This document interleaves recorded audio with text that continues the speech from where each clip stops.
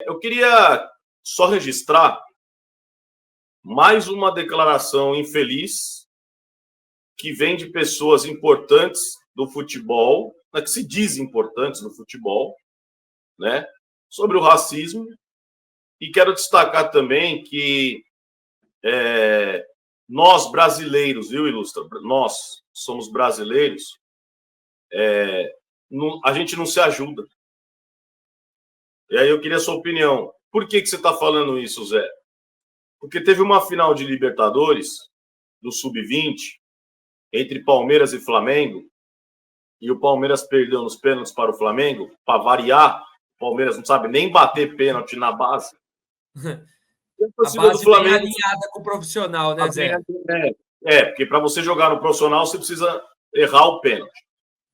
Mas, enfim, brincadeiras à parte, começaram a chamar o Luigi de chorão. Chorão.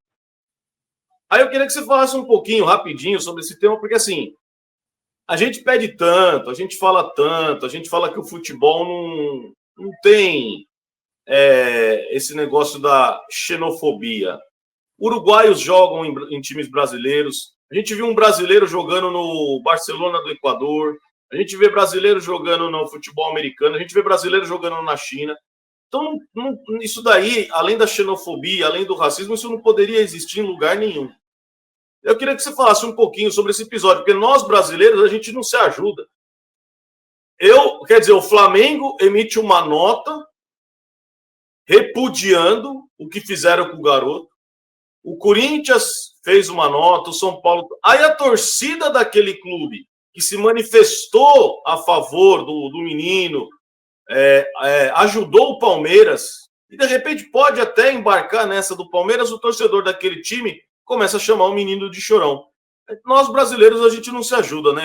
Eu tenho uma frase, cara, que é muito triste, mas eu falo, o brasileiro nasceu para dar errado, viu, mano? Na moral.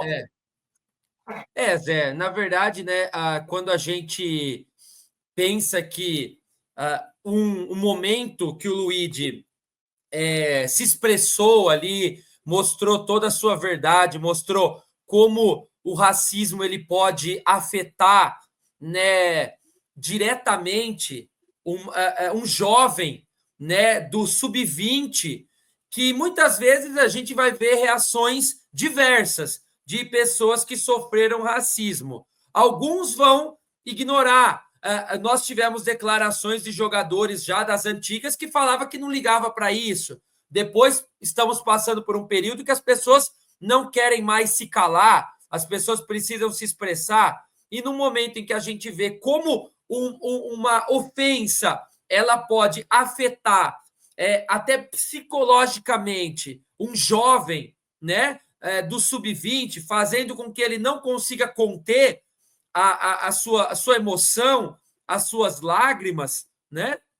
A gente começa a se colocar um pouquinho mais na pele desse jogador, da pessoa que sofreu aquilo, que muitos podem falar que nós não temos lugar de fala e tudo mais, mas não tem como nós não compadecermos do sofrimento de um garoto, de uma expressão verdadeira, né, que eu comentei aqui no dia seguinte, na live, que para mim foi a maior declaração, o maior símbolo de um movimento antirracista que um jogador de futebol já tenha feito na história. Nós vimos outros atos, outros gestos, mas um menino sofrer com isso, afetá-lo psicologicamente, antes dos 20 anos de idade, ele chorar na frente da televisão, não conseguir conter as suas lágrimas, né? E confrontar um repórter que não perguntou nada sobre isso, para mim um símbolo muito forte. E depois disso, nós vimos que realmente ninguém está nem aí, né, Zé, com o sofrimento do outro. Todo mundo está preocupado com a sua própria vitória e tudo mais. Assim como os torcedores do Cerro, os dirigentes do Cerro, o presidente do Cerro não está nem aí para o que aconteceu com os seus torcedores, nós também temos brasileiros que não estão nem aí para o que aconteceu, porque foi com o Palmeiras, foi com um atleta do Palmeiras.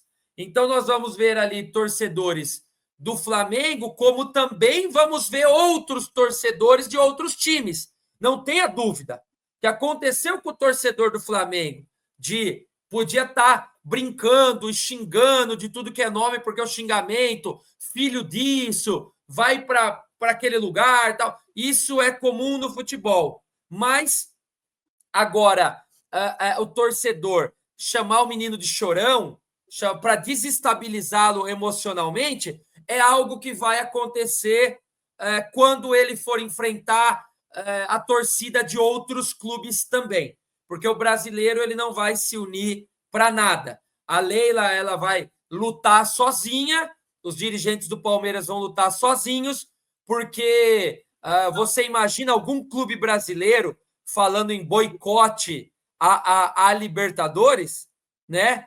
Você acha que algum clube brasileiro vai falar nós vamos se retirar da competição pela batalha contra o racismo? É claro que não. Isso não vai acontecer.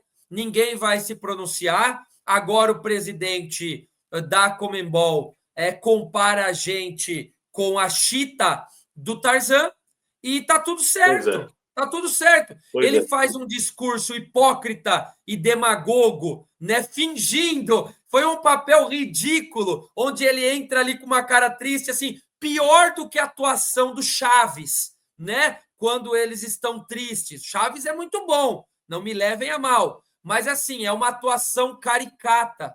Caricata. Quando ele começa a falar assim, me desculpe porque morreu um atleta aqui e não tem como não falar do Luigi. E ele começa a falar em português sobre o racismo, porque ele está falando só para brasileiros aquilo. Ou seja, deixa eu dar uma desculpinha para brasileiro entender, achar que eu estou compadecido, né? Mas ele não fala em espanhol porque ele não vai alterar a lei da Argentina, do Paraguai, do Uruguai, do Chile. Ele não vai alterar nada. Ele sabe que vai acontecer a mesma coisa nos países e ele não vai punir os clubes. E eu até acho que não deva punir o clube, né? Deva ter, né, punições severas aí para torcedores e tudo mais. E na recorrência, e o clube não fazendo nada para identificá-los e puni-los, aí sim deve haver uma punição ao clube.